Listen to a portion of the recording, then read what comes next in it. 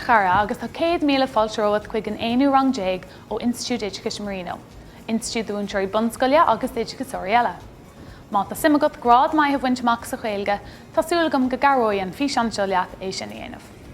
Madlín galachar sanam dom agus an teachtain seo bé muid ag fólam faoin na Treonna. Seo léirscáil de éireann. Má tá muid ag taistil timpeall na tíre, úsáid muid focail ortha chun na Treonna sin a chur an uail.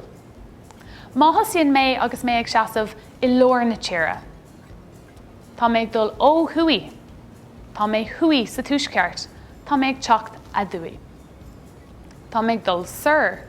Tá mé thur san urthar. Tá mé ag teacht a nur. Tá mé ag dul ó yes. Tá mé has sa deisceart. Tá mé ag teacht a neas. nó tá mé ag dul siar. Tá mé hir san urthar. Tá mé ag teacht a níor. Anéis fólam óid cúpla tro eile. Buine na focail suas, sias agus sál le glúiseacht chuig áitcínt, sin duine éigean ag boga I dro éigean.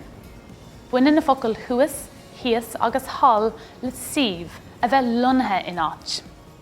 Buine na focail a nuas, a níos agus an áil le glúiseacht freisin ach le teacht a rais ó áit faoi le.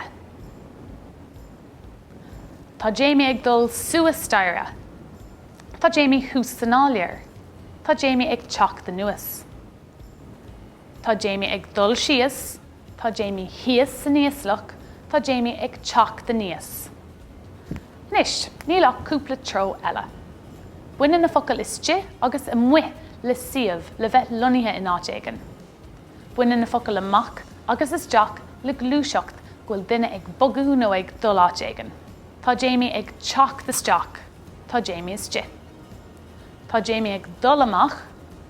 Tá Jamie I muith. Agus sin é, tásúlagam go garóin na frásaí seo leat leis na Treonna a ólam. Bé muid ar ais an teachtain se thugan le fís an nua. Slán!